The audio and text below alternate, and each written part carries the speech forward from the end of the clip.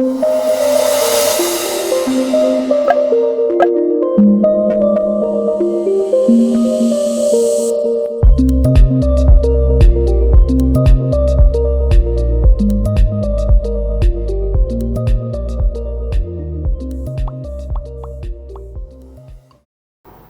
welcome. In this lecture, I am going to take you to a special kind of method in which we can learn how we can use Lorentz transformations to show such kind of situation or such kind of equation of physics or science is invariant in that particular transformation. So let us take some examples of questions in which some quantity will be given to us, and we will have to prove that particular quantity or that particular equation invariant under the Lorentz transformation. And this video the last video of the lecture series of our series, which is known as special theory of relativity. Okay, so let us take a first question in which we will be proving that the particular situation or a question is invariant under the Lorentz transformation. So just remember, this is a lecture for the invariancy. To prove some questions invariant under the Lorentz transformation, but not for the Gaussian transformation. Just mind this. So the first question, what we can think right away, this is a signal of light is emitted from the origin of a frame of reference S dash at a time t dash equals 0. After time t dash, its distance x dash from the origin is represented by x dash square equals c square t dash square. Use Lorentz transformations to convert this equation in x and t and show that it is x square equals c square t square. Also explain the invariancy of this result. So this is the question what we are going to do. So in this question you can understand first thing very well, that there is a frame of reference S dash whose imagination we have done in the last lectures also. So this is the frame of reference about which the question is concerning. This is the S dash frame of reference, and somewhere its origin is here. Let's say that the origin of this frame of reference is O dash, and a light signal is emitted at a time t dash equals 0 from this origin. Let's say the light signal is going towards x-axis in this way. So this is a light signal, and you know very well the speed of the light is c, by which it is traveling some distance. And when we see this light signal after time t dash as according to the question, then this signal in this frame of reference travels a distance x dash in time t dash with the speed of c. So you know very well the distance equals the product of the speed and the particular time in which the distance is traveled.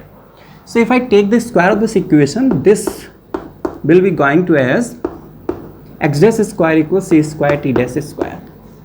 So this is the equation what we have given in this question. Now what we have to do, we have to prove that this equation, when we change this equation in x and t, then this equation does not change its fundamental nature, and this comes out as x square equals c square t dash square.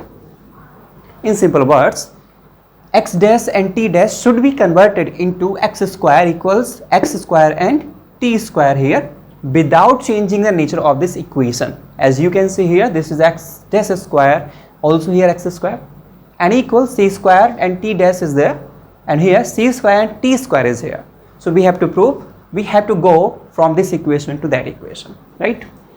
So now we can use a simple Lorentz transformation equations to prove this result into that. So now what we have to do, we have given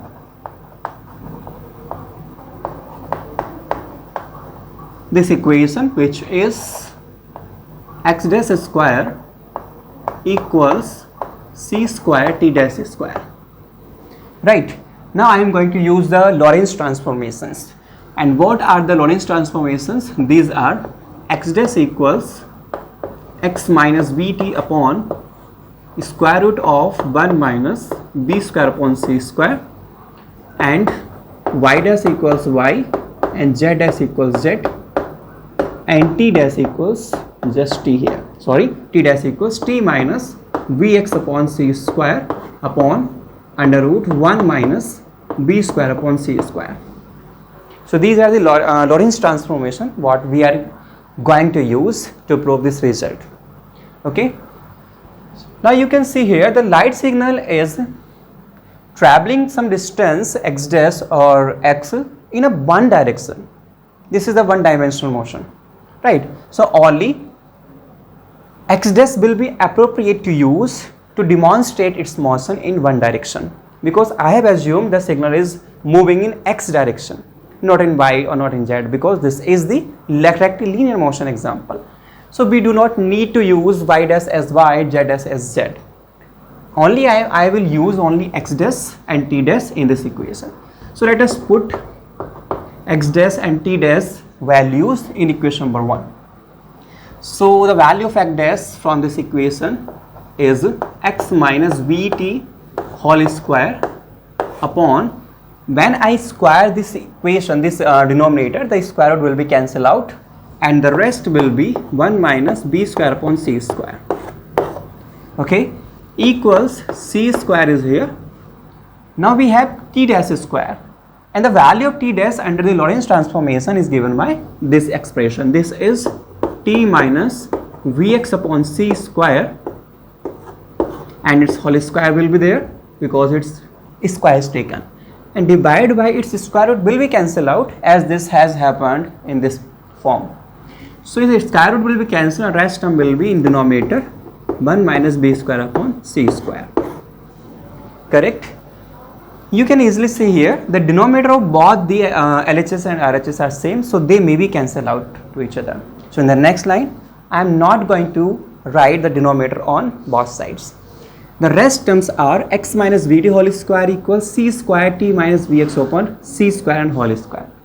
When I open the square of this equation, I will get x square plus b square t square minus 2vxt, which is going to equal the RHS value, which is c square and t minus vx upon c square and its whole square. Now what I am going to do, I am about to open the square of this bracket. So let me open this bracket. This will be c square and this will be t square plus v square x square upon c raised to the power 4 and minus 2vx t upon c square. Now in the next line I can multiply c square in the whole bracket of RHS, and which is going to equal this expression. This is x square plus v square t square minus 2vxt equals, I am going to multiplying the c square in the whole bracket. I will get c square t square plus v square x square, and the 2 power of c raised to the power 4 will be cancelled out by the 2 power of the c square, and rest power will be only 2. Minus, when I am going to multiply c square with this complete factor, c square is already in the denominator and that will be neutral to this c square and rest will be 1. So that will be 2vxt only. Now you can easily see here minus 2vxt in the RHS and minus 2vxt in the LHS are there. So they are cancelled to each other. The rest term will be x square plus b square t square. Also I am taking these two factors in the RHS to make this equation as equals to 0. So c square in the LHS will be of minus c square t square, and this factor will be minus v square x square upon c square equals 0 is there. Correct? Now what we have to do, I have to simplify this equation as much as possible. So this will be x square minus c square t square, right? Now for the convenient, you can see here v square is there and v square is here. To make this equation quite simple, I am taking minus v square upon c square as common. Why I am taking the common minus v square upon c square? Let's take a look in the next step. So I am taking minus v square upon c square as common from this factor and the rest will be x square plus x square. Also, v square is common from this factor, this term, and there is no c square in the denominator, so that will be in the numerator when I apply this v square upon c square common to this factor, and minus will be also there. So this will be minus c square and t square equals 0. Again you can see here x square minus c square t square and x square minus c square t square is common in these two factors. That can again be taken as common. So I am taking the common x square minus c square t square from this factor. Here 1 will be there, 1, and here only v square upon c square will be there. So this is 1 minus v square upon c square, which is going to equal 0. Okay, I can rub this equation.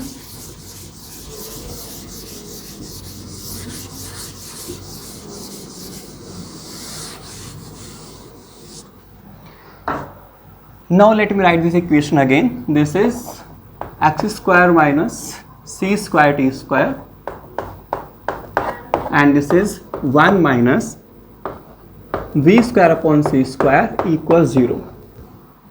Now by the simple rule of algebra, you can see here the product of these two factors is equals to 0. It's mean that either the factor this one or that one should be 0. So let us try to put both the factors alternatively equals to 0. So let us first try to take this factor equals to 0. 1 minus v square upon c square equals to 0. Okay, let's say this is, I am taking otherwise this factor. Its simple meaning is that v square upon c square will be equals to 1 or b square equals to c square, and as the light speed is there, so v equals plus minus c, or for the convenient v equals c. When I take this factor equals to 0, I'll get the result b equals c. It's mean that the velocity of something is equals to c, which is false, a fallacy, which is untrue, which is false, which is wrong, because nothing can be traveled with the speed of light. So it's mean that as we know, b cannot be equals to 0, however we cannot be equals to 0, so it's mean that we cannot be equals to 0, and this has come from this factor. It's mean that we can't take this factor equals to 0, because this gives me the wrong result. Okay, so I am writing it equals to 0, which is false. Okay, so this factor is not equals to 0. It's mean that this factor must be equals to 0. So this factor equals to 0. Therefore, x square minus c square t square must be equals 0, or x equals c square t square. So by doing so much algebraic expression calculations, I have got this result, and this is x square equals c square t square. Now what was the question what we had? We had the question x dash square equals c square t dash square. We have used Lorentz transformations, and I have got the result x square equals c square t square from this equation. Now you can see here this equation and this equation has no change in its nature.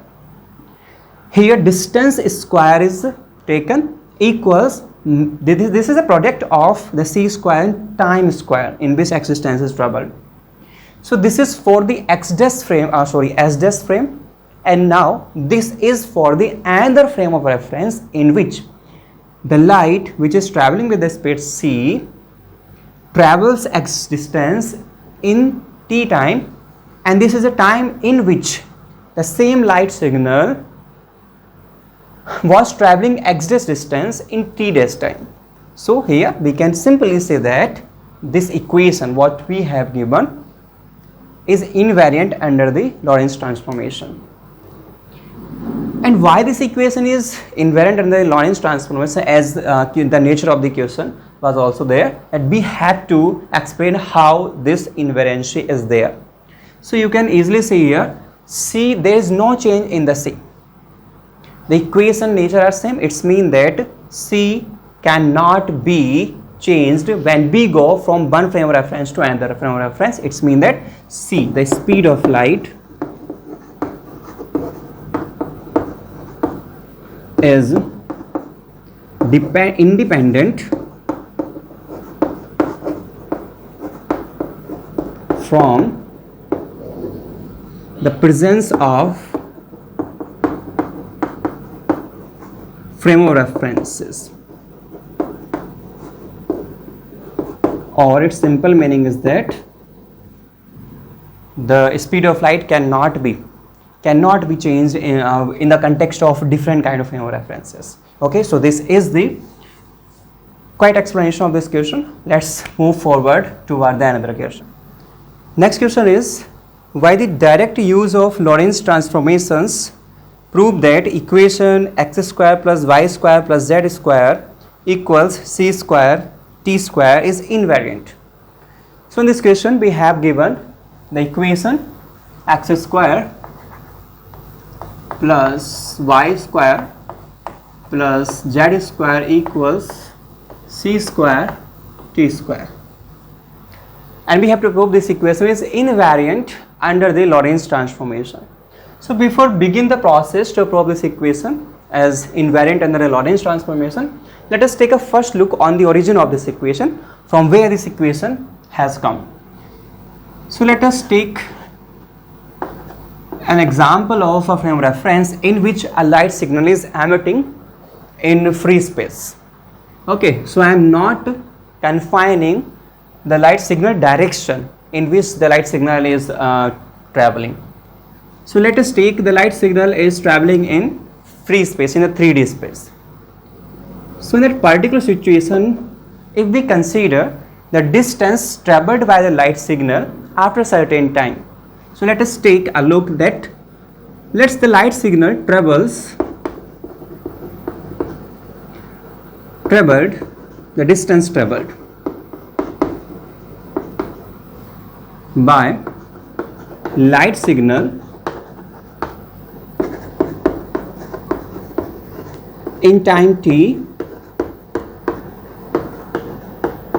equals r. Let's say the distance r is traveled by the light signal in time t. As you know very well, the speed of light is c,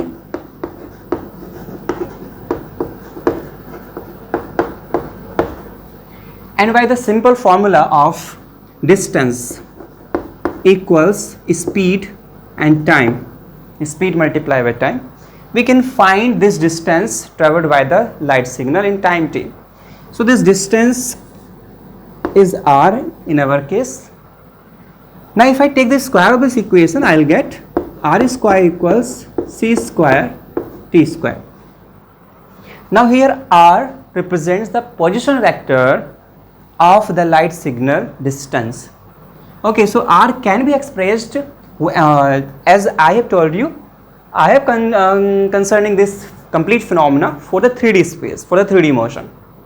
Okay, and then in that particular situation, the position vector r can be expressed as vector r equals xi plus yj plus zk. If I talk about its magnitude, then that can be written as r equals square root of x square plus y square plus z square, right? So from this value of r, I can put this expression equals to r square here, and I will get r square from this equation will be x square plus y square plus z square, and it is going to equal c square, of course, t square. Also this equation can be mathematically written as x square plus y square plus z square minus c square t square equals 0. So this is the equation what we have given in this question. So now let's move forward the nature of the question. As the question says, we have to prove this equation is invariant under the Lorentz transformation. Now actually what we have to prove the nature of this equation should not be changed under the Lorentz transformation.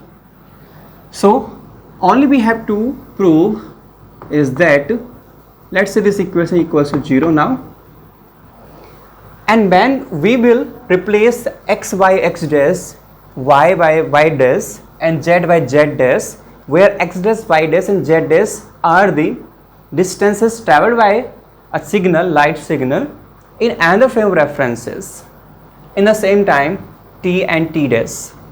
Okay, so in that particular situation, the nature of this equation will be x dash square plus y dash square plus z dash square minus c square t dash square equals 0. I have written c square, not c dash square, because in the last question we have proven that the speed of light is invariant under the Lorentz transformation. Now both the equations are equal to 0, so can be written as equal to each other. So actually what we have to prove, this equation equals to that equation, or x dash square plus y dash square plus z dash square minus c square t dash square. So this is the target of our question. Now let me use the Lorentz transformation formula to prove this equation. So I am taking the RHS of this equation. RHS is x dash square plus y dash square plus z dash square minus c square and t dash square, which is going to equal this LHS. Now let me use the Lorentz transformation, which are x dash equal x minus vt upon 1 minus v square upon c square square root, or y dash equals y, z equals z, and t dash equals t minus vx upon c square upon under root 1 minus b square upon c square square root. So I can use this Lorentz transformation in this equation. So x dash is replaced as x minus vt upon under root 1 minus v square upon c square, and we have to take the square of this equation. So this will be x minus vt whole square, and the square root of the denominator will be cancelled out by the squaring, and this will be 1 minus v square upon c square, plus, as we know that there is no change in the nature of y coordinate, so that will remain same. Y dash square will be equal y square. Similarly, there will be no change in the z direction, so that will be also z square. Only the change will be in the t dash square, so I am writing this formula priorly, and this will be c square and t minus vx upon c square and its whole square divided by 1 minus v square upon c square, and its square root is also cancelled by its square, and plus y square plus z square is there. Now you can see here, when I multiply this c square with this 1, I will get c square minus b square upon c square, and that c square will be in the multiply of the numerator. So the form will be c square upon c square minus v square multiply x minus vt whole square, and minus, again the same procedure will be followed here. This is c square over c square minus v square and multiply with this c square, and this is t minus vx upon c square and whole square plus y square plus z square. Again I can open this bracket. This is c square upon c square minus v square, and this is x minus vt whole square, and this is minus c square upon c square minus v square multiply this c square. Okay, let me multiply this c square hand to hand. When I open this bracket, I will get c square t square plus v square x square and c square, and in the denominator c raised to power 4 will be there, and 2 power of the c raised to power 4 will be cancelled out by 2 power of c square in the numerator, and rest power will be only c raised to power 2, and minus this will be 2 vx t only, because c square is here, and again multiply of c square will be there, they will be cancelled out to each other, and this is y square plus z square. Okay, now you can see here easily this common factor is there. So I am taking this factor out from these two equations. I will get c square upon c square minus b square, and the rest term will be x minus bt whole square. Okay, let me opening this bracket also here. This will be x square plus b square t square minus 2vxt.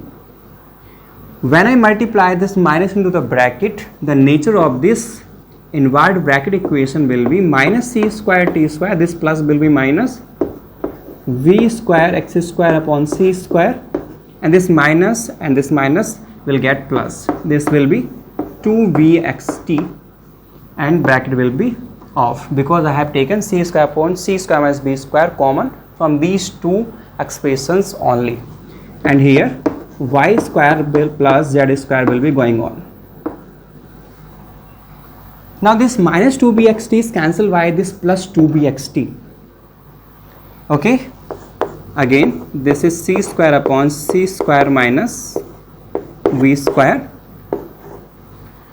I am putting c square minus c square t square, which is of negative, with the x square. This will be x square minus c square t square. Also I am taking v square upon c square as common from this term and this term. So when I take minus v square upon c square as common, the rest term will be x square will of positive because its complete factor has been taken out. And here as v square is there but no c square upon the denominator is there, so c square will be in the multiply of negative because it is of positive already. This will be c square t square plus y square plus z square. Also this is equal to c square upon c square minus v square. Again you can see here this complete factor is common again. So I am taking the common. This is x square minus c square t square is common, and here 1 will be there, and this will be v square upon c square and y square plus z square is there, right? Now I am multiplying this c square with this one and taking c square in the denominator. I will get c square upon c square minus v square. This is x square minus c square t square, and this will be c square minus b square upon c square, and plus y square plus z square is again going on. Now this c square is cancelled by with this c square, and this c square minus v square is cancelled by with this c square minus b square. The rest term is, I am writing that term here. This is x square minus c square t square and plus y square plus z square. Okay, or this equation can be written as x square plus y square plus z square minus c square t square. Now you have to remember this complete expression, this complete algebraic expression is going to equal from this equation. So up till now I have proved that I have taken the RHS of this equation, which has come x square plus y square plus z square minus c square t square, which is just as the LHS of this equation. It's mean that by applying the Lorentz transformation, the nature of this equation doesn't change, and it again comes out to be as this. Its simple meaning is that equation x square plus y square plus z square minus c square t square is invariant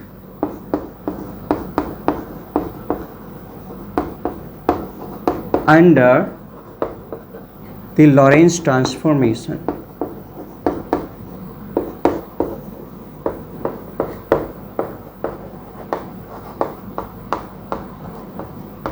So this is what we have to prove, and now this is the complete provement of this invariance question.